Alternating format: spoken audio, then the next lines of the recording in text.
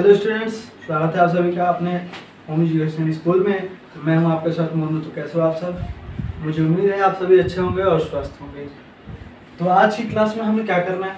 आज की क्लास में प्रश्नावली 1.1 को हम लोग सॉल्व करने वाले हैं, जो कि पहला अध्याय है। अध्याय का नाम संख्या पद्धति है। क्या भाई? संख्या पद्धति है।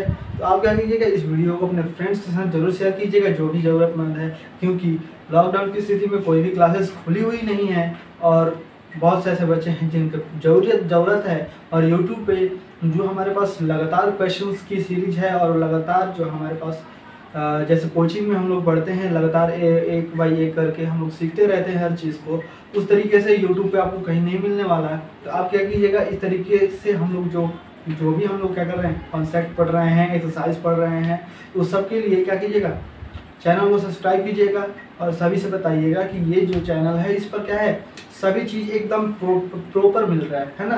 तो आप क्या कीजिए, चलिए हम लोग देखेंगे नेक्स्ट क्वेश्चन, यानी फर्स्ट क्वेश्चन इस प्रश्नावली 1.1 को। तो चलिए आप देखिए, समझिएगा क्या क्वेश्चन में कह रहा है कि क्या शून्य एक परिवेशन क्या है। तो आपको पता है भाई, शून्य क्या है? कोई भी हमारे पास पूर्णांक है, कोई भी हमारे पास जो पूर्णांक होता है वो सभी क्या होता है, वो हमारे पास सभी परिमेय संख्याएं होती हैं। और क्या कह रहा है, तो क्या इससे आप क्या p बाई क्यू के रूप में लिख सकते हैं, जहाँ p और q कोई पूर्णांक है और p और q जो है 0 के बराबर नहीं। हमें पता है कि 0 क्या है भाई, हमें पता है कि 0 जो है हमारे पास वो एक क्या है, पूर्णांक है। और हमने पढ़ा था इंट्रोडक्शन क्लास में, परिचय का क्लास में, जो पिछली वीडियो मिला था आपको कल, है ना। उसमें क्या पढ़ा था, हमने पढ़ा था कि जो 0 होता है, जो भी पूर्णांक होते हैं, सभी पूर्णांक क्या होते हैं, सभी पूर्णांक जो होते हैं क्या होते हैं, परिमेय संख्या होते हैं, परिमेय संख्याएं होते हैं।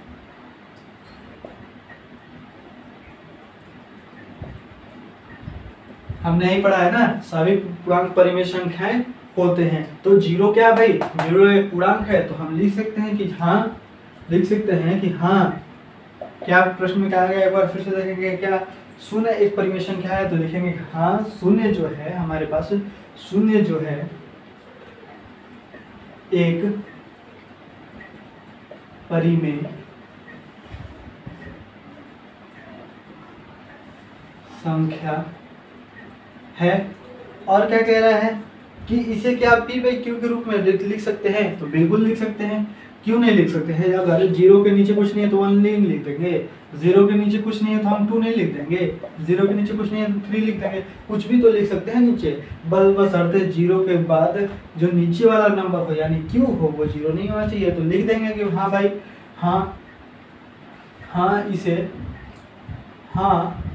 इसे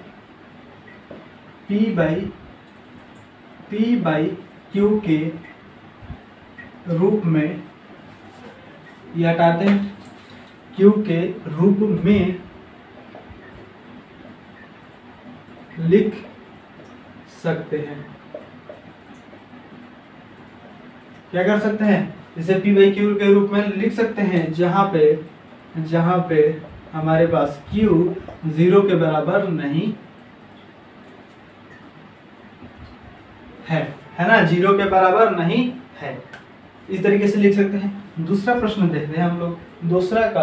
दूसरा में कह रहा है कि 3 और 4 के बीच में परिमेय संख्या निकालिए। कितने? 6 को। 4 और 3 के बीच में, 3 और 4 के बीच में, 3 और 4 के बीच में, और 4 के बीच में हम कितना निकालेंगे, हमने निकालना है परिमेय संख्या। कितने? 6 परिमेय संख्या निकालना है। तो हमने सीखा है भाई, हम सीखा है पहले क्लास में कि जब भी n का मतलब क्या है, n का मतलब परिमेय संख्या जितनी निकालनी हो, तो जितनी संख्याएं निकालनी होती है तो उसमें n+1 करके हम क्या कर देते हैं, 3 और 4 के साथ ऊपर और नीचे लिख देते हैं। तो हम क्या लिखेंगे, कैसे लिखना शुरू करेंगे कि हमें 3 और 4 के बीच 6 परिमेय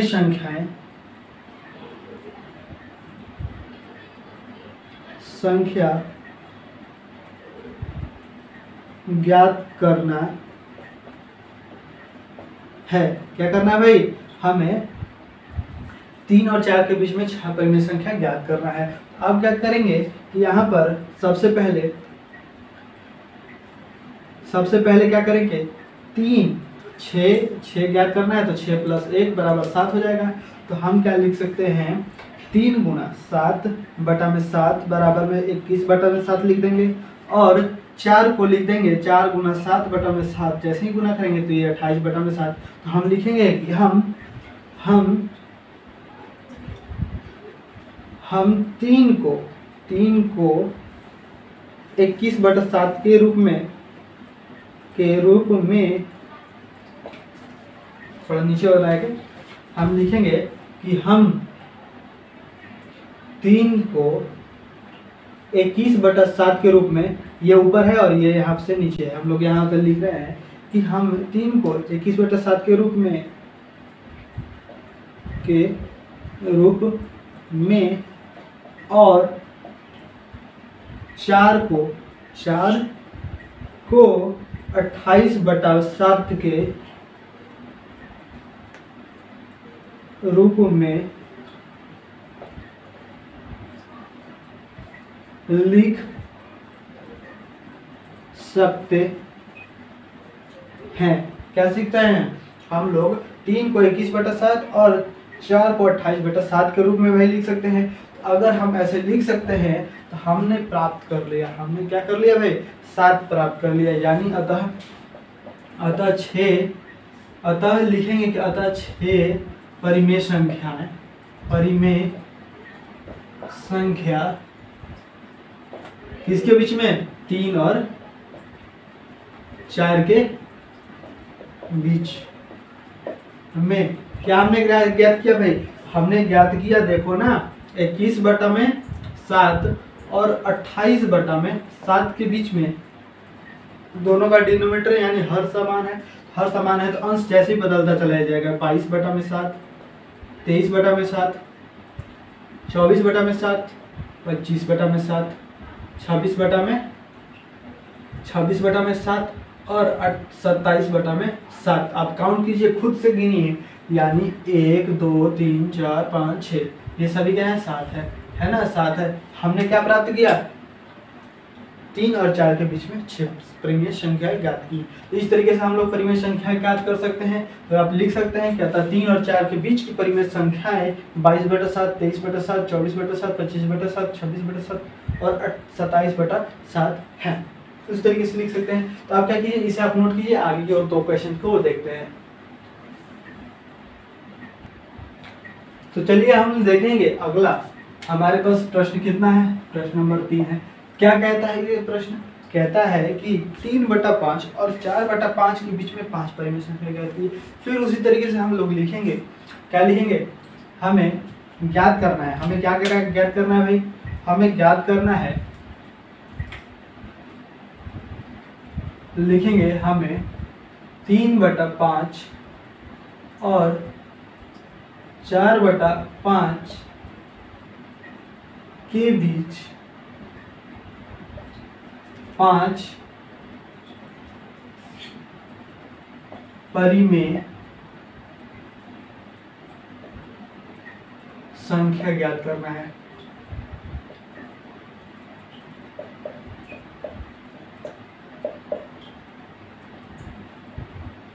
तो क्या कर सकते हैं हम लोग? तो क्या कर सकते हैं भाई?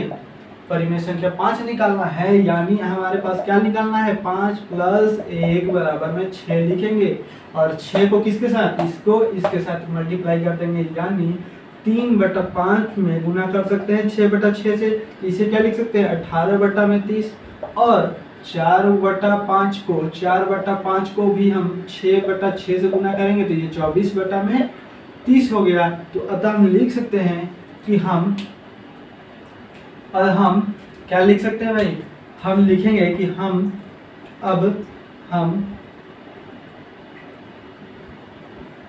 3/5 को 18/30 और 4/5 को 24/30 30 के रूप में लिख सकते हैं। लिख सकते हैं ना भाई, हमने तो अभी दिखाया आपको, है ना। तो लिख सकते हैं, तो उस तरीके से आप क्या करेंगे, हम लिखेंगे 18/30 और इधर लिख देंगे 24/30। तो अतः हमने क्या प्राप्त किया, 18 के बाद लिख दो भाई, आपको तो पता है इसके बाद क्या करना है। क्या करना है भाई, 18 के बाद क्या था 19, 19 के बाद 18, 19/30, फिर 20/30, फिर 21/30, फिर 22/30, फिर 23/30। तो काउंट करो इसको, 1 2 3 4 5। तो इसका मतलब ये नहीं है कि भाई केवल दो संख्याओं के बीच में 5 ही परिमेय संख्या होती हैं या फिर 6 ही परिमेय संख्या होती है, नहीं, इनफाइनाइट। अगर मुझे कहता कि यहाँ पर 15 निकालो तो हम क्या करते, 15 अगर कहता तो 15 में 1 जोड़ के 16, और 16 से इसमें ऊपर और नीचे गुना कर देते, और जो निकालता उसी में काउंट कर लेते अपने खुद से। क्या होता है, खुद से यहाँ पर अपने आप 16 परिमेय संख्या आ जाता है ना। तो जिस तरीके से ये 6 आ गया, 5 आ गया, उसी तरीके से वो भी आ जाता है ना। तो यहाँ पर हमने क्या प्राप्त किया भाई, 6 परिमेय संख्या लिख दिया। तो अतः आप लिख सकते हैं, इस तरीके से लिख सकते हैं लैंग्वेज में। किस तरीके से भाषा में लिख सकते हैं, लास्ट में अंतिम में आप लिखिएगा, मैं बता दे रहा हूँ। लिखिएगा कि अतः हमने 3/5 और 4/5 के बीच 5 परिमेय संख्या ये निकाली, और नीचे लिख देंगे, है ना। परिमेय संख्या इतना इतना इतना सबको लिखेंगे और निकाल दिया, है ना, वो लिख देंगे। तो उस तरीके से हमारे पास खत्म हो जाएगा। फिर अगला प्रश्न आता है, हम लोग देखेंगे जरा सा 4 नंबर। क्या भाई 4 नंबर क्या कहता है, 4 नंबर में 3 है हमारे पास। क्या है ये, थोड़ी सी क्या भाषा वाली प्रश्न है, थोड़ा सा समझेंगे ये क्या कहना चाहता है ना। कह रहा है कि नीचे दिए गए कथन सत्य है या असत्य, कारण के साथ अपने उत्तर दीजिए। कारण भी बताना है कि ये संख्याएं क्यों सत्य है और ये क्यों असत्य है। पहला कारण समझते हैं कि लिखा हुआ है, प्रत्येक प्राकृतिक संख्या एक पूर्ण संख्या होती है। अब बताओ कि कोई भी प्राकृतिक संख्या पूर्ण संख्याएं होती है या नहीं, है ना। तो अब प्राकृतिक संख्या पता है आपको, पहला क्या कह रहा है, ये बताओ कि जब सभी प्राकृतिक संख्याएं होती हैं या नहीं, पूर्ण संख्या होती है कि नहीं। तो प्राकृतिक संख्या क्या होती है, 1 2, प्राकृतिक संख्या को n से डिनोट करते हैं, 1 2 3 4 5 और ऐसे ही चलती जाती है। और पूर्ण संख्या को क्या कहते हैं, 0 1 2 3 4 और ऐसे ही चलती जाती है। यानी इसकी हमारे पास जो प्राकृतिक संख्याएं हैं जितनी भी, वो सभी इसमें पूर्ण संख्या में आ रही है, यहाँ से शुरू हो रही है। यानी क्या भाई, सभी प्राकृतिक संख्या पूर्ण संख्या में है। इसका मतलब क्या है, ये कथन सत्य है, प्रत्येक प्राकृतिक संख्याएं पूर्ण संख्या होती हैं। हाँ, लिखेंगे कि हाँ सभी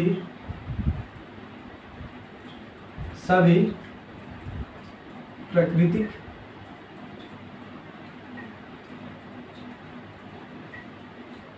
संख्या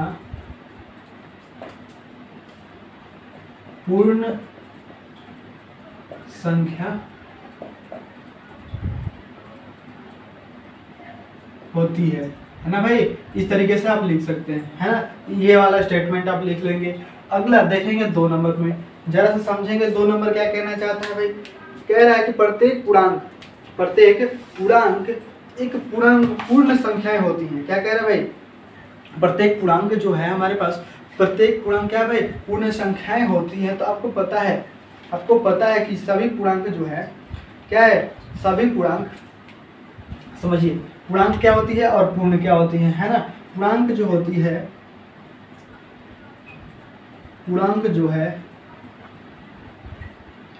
पूर्णांक यानी z जो है वो क्या होती है, -2 -1 माइनस, फिर 0 1 2 3 और ऐसे चलती चली जाती है। ये सभी क्या है, ये सभी हमारे पास पूर्णांक है। लेकिन जो पूर्ण संख्या जो होती है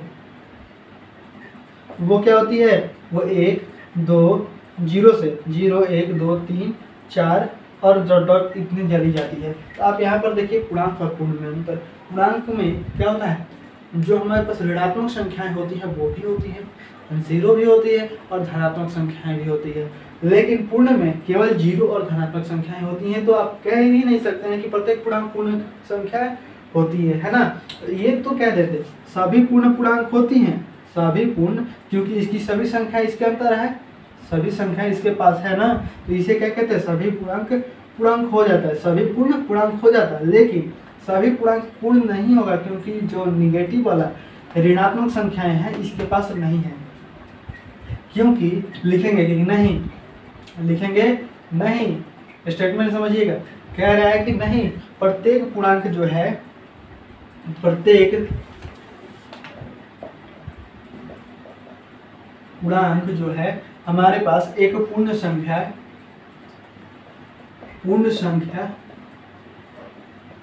नहीं है, क्योंकि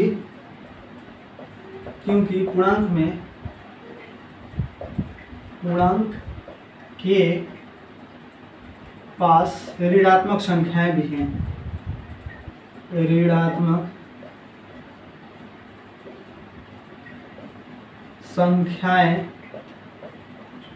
भी हैं, जो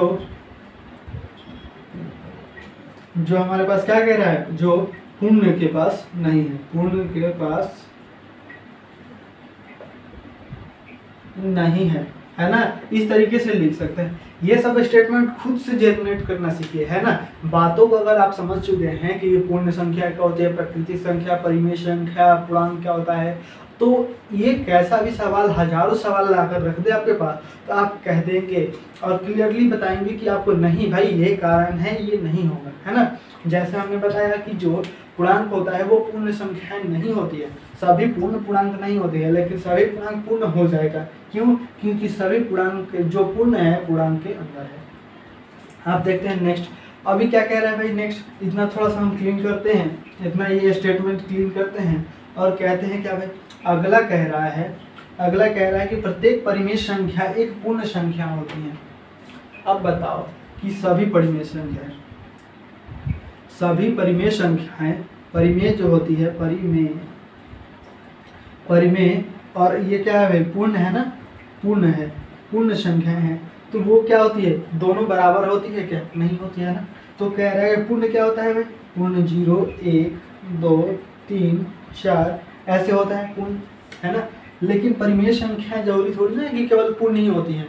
इसे हम लिख सकते हैं, सबके नीचे कुछ नहीं है तो 1 1 लिख सकते हैं, 1 1 लिख सकते हैं, या फिर कोई दूसरा नंबर भी लिख सकते हैं, दूसरा नंबर नहीं केवल 1 लिख सकते हैं पूर्ण में। तो ये सभी क्या है, p/q के रूप में है, क्यों नीचे 0 नहीं है, तो ये पूर्ण क्या है, परिमेय संख्या है।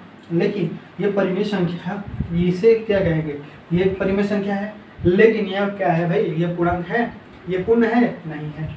ये क्या भाई, ये 4/2 रखती है, क्या बताओ, ये क्या है, ये परिमेय संख्या है, तो ये बताओ पूर्ण है कि नहीं, बिल्कुल है, पूर्ण है, यानी 2 हो जाएगा, ये कटेगा तो ये 2/1 हो जाएगा, तो हमने देखा ये पूर्ण है। लेकिन बहुत सारी ऐसी संख्याएं हैं जो परिमेय संख्या तो है लेकिन पूर्ण नहीं है, तो हम लिखेंगे अतः प्रत्येक संख्या जो है,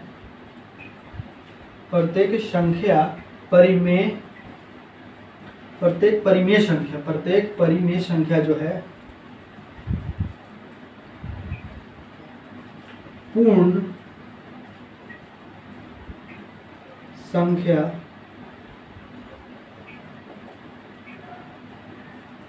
नहीं है ना। प्रत्येक परिमेय संख्या जो है पूर्ण नहीं होती है, प्रत्येक परिमेय संख्या पूर्ण नहीं होती है, क्योंकि भिन्न में आने वाले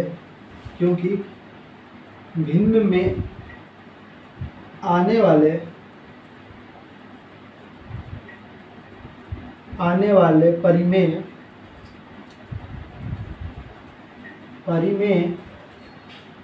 पूर्ण,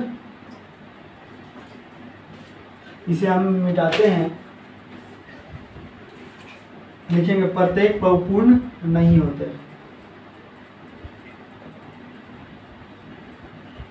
तो हमने क्या सीखा भाई कि प्रत्येक परिमेय संख्या पूर्ण नहीं है, क्योंकि भिन्न में आने वाले परिमेय पूर्ण नहीं होते हैं, है ना। यानी जो p/q के फॉर्म में होता है वो जरूरी नहीं है कि पूर्ण हो जाए, है ना। तो इस तरीके से हमने क्या किया, प्रश्नावली 1.1 देखा। तो अगले वीडियो में हम समझेंगे कि जो अपरिमेय के बारे में समझेंगे, अपरिमेय के यानी 1.1 के बनाने से पहले जो भी हमारे पास क्या है, थ्योरी दी हुई है, परिचय दिया हुआ है, बनाने का नियम जो दिया हुआ है उसे हम सीखेंगे, फिर 1.2 के बारे में समझेंगे, है ना। आप क्या कीजिएगा, अपने वीडियो को फ्रेंड्स के साथ जरूर शेयर कीजिएगा, दोस्तों के साथ, है ना। गांव समाज में जितने भी बच्चे हैं उन सभी के साथ शेयर कीजिएगा। और क्या कीजिएगा भाई, लाइक कीजिएगा वीडियो को और चैनल को सब्सक्राइब जरूर कीजिएगा। चलिए मिलते हैं अगले वीडियो में, आप इसे नोट कर सकते हैं।